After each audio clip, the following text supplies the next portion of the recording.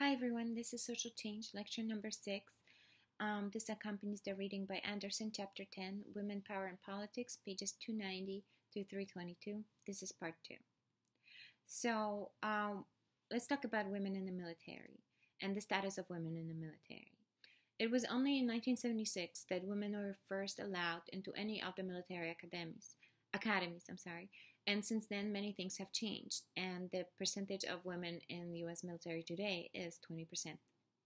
However, women are underrepresented as military officers. There's a difference in race here as well, and they are generally better educated, but jobs in the military are also gender segregated, meaning some are seen as men's work, others are seen as women's work, and the largest concentration of women workers is in the categories of support and administration, as well as healthcare. And as of January 23rd, 2013, women in the U.S. Army can fight in combat. The Secretary of Defense, Leon Panetta, removed the ban that was in existence since 1994. So this exclusion of women from full participation in the military has been justified for years by the belief that women need protection by men and that they can best carry out their womanly duties as mothers and wives. And gender relations in the military extend beyond women who serve, because experience of military wives also counts, and their lives are greatly affected by their husbands' employment as soldiers, meaning that they frequently move. Therefore, these women are less competitive in the labor market. They have lower labor force participation and therefore lower economic returns. Gays and lesbians in the military. So we not only have discrimination based on gender, but our military is extremely prejudiced against gays and lesbians. We used to have this "don't ask, don't tell" policy, which it was there from 1993 to September 20th, 2011, because again, since 2011, the "don't ask, don't tell" is not the policy anymore. Meaning that gays and lesbians are free to serve in the military and identify their sexual preference as such.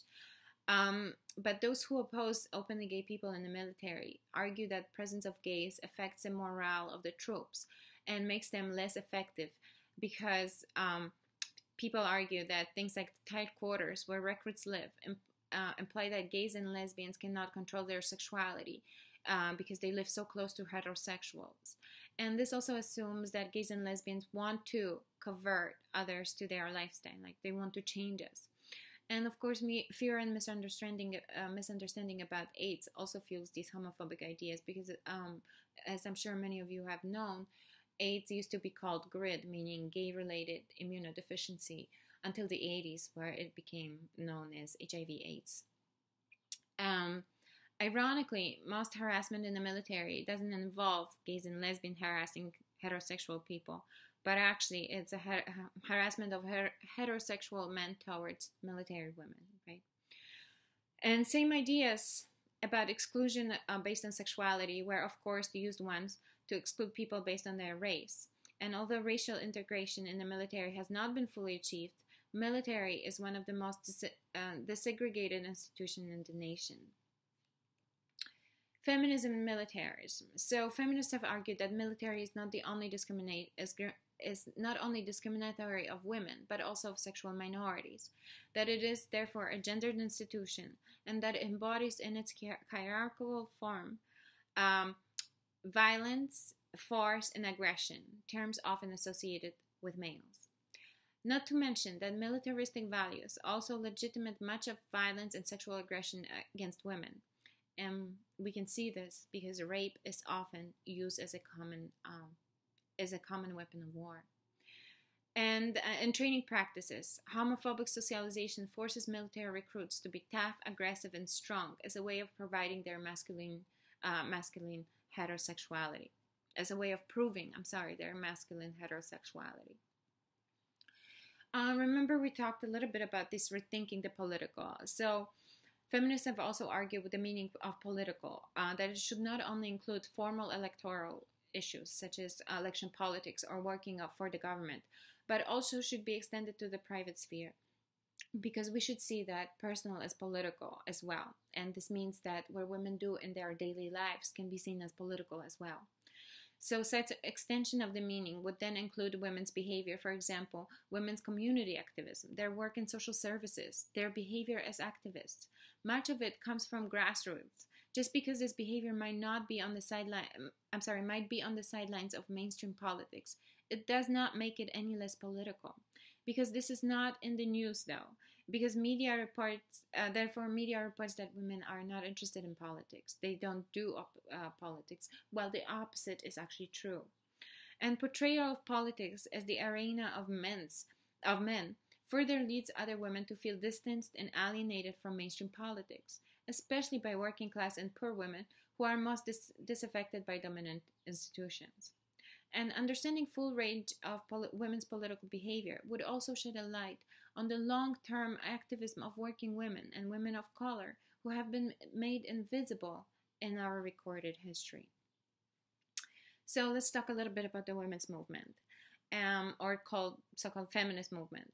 And it was one of the most significant and influential movements in the 20th century.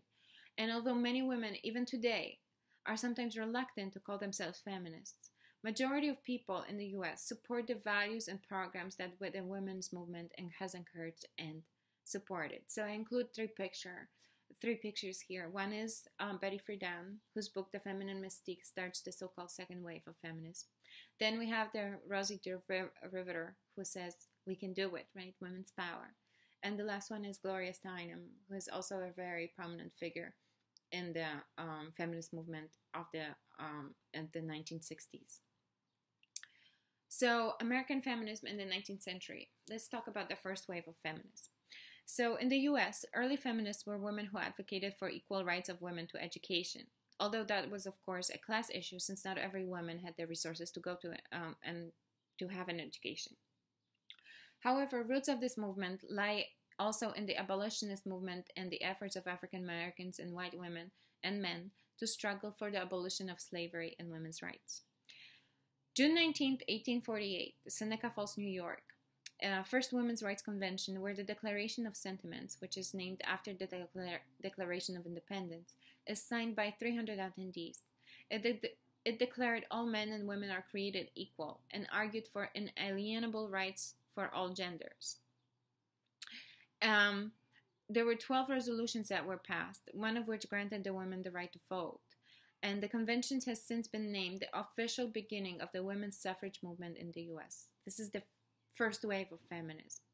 So other women conventions were held in the following years, including one in 1851 in Akron, Ohio, where Sojourner Truth, a former slave, talked about challenges of being a minority woman. And on 312, you have a great quote by Sojourner Truth. So in the beginning, the women's movement was not just a single issue movement. It was all about them all: rights to vote, employment, healthcare. And on August 26, 1920, the combined efforts of many have paid off. The adoption of the 19th Amendment guaranteed women the right to vote. And this is how this is the first wave of women's movement. It starts in 1848 with the Seneca Falls, and it ends in 1920 with the recognition of women's right to vote. And although many argue that following this huge break, feminist movement has reached its momentum and lay dormant for many years until the revolutions of the 1960s, others argue that it is not true, that feminists have continuously worked on issues, for example, birth control and family planning, but they might have not been so much in the presence of, on the big political arena, but the feminist movement continued pretty much its working. It's just behind the doors, so to say. So the emergence of the contemporary women's movement. So several transformations in women's roles occur during the 50s and 60s, and they influence the development of contemporary feminism. We have the changes in women's labor participation, change in women's fertility patterns, increased level of education among women, and ideological patterns glamorizing the domestic life, while women's lives were supposed to be comprised of glamorous housework and childcare.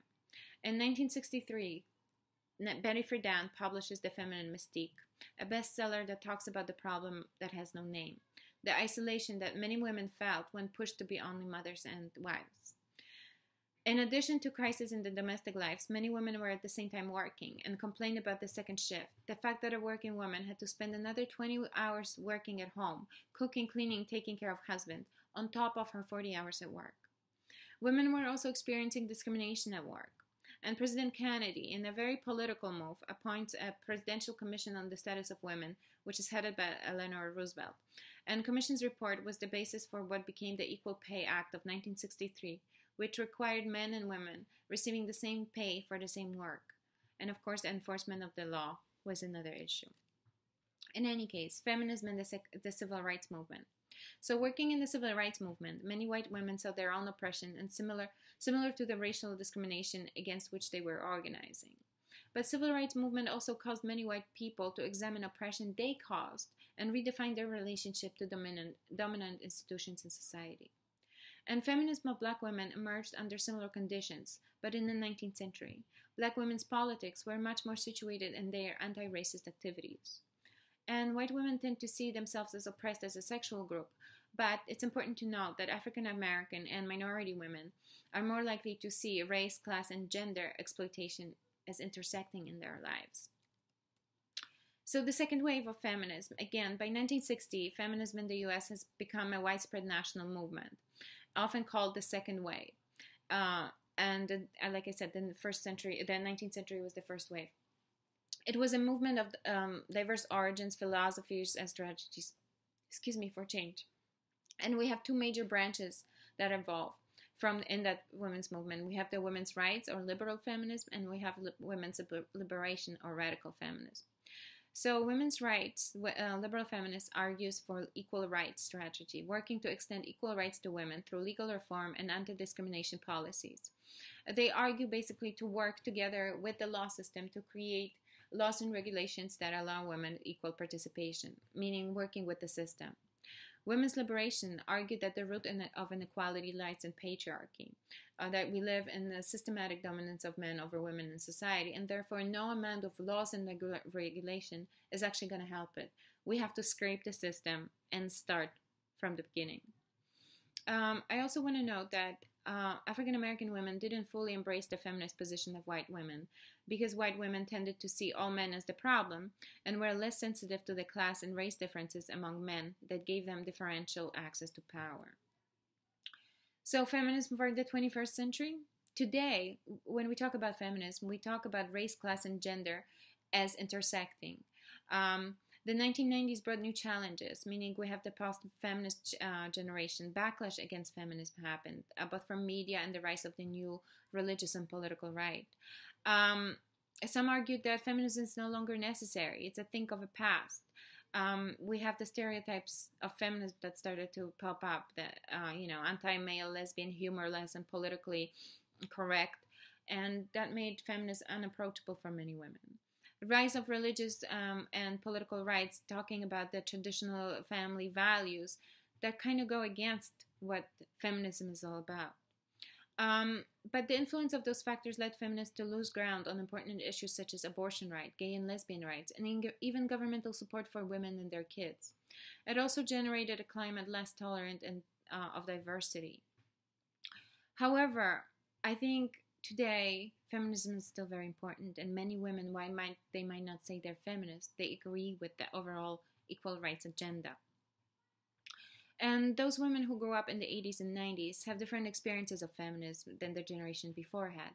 I mean, we grew up in an era dominated by conservative values, but we also have all these rights that the feminists fought for us. So this new third wave of feminists will be determined by political action taken by younger women and men who define feminism in their own context of their own experiences and needs.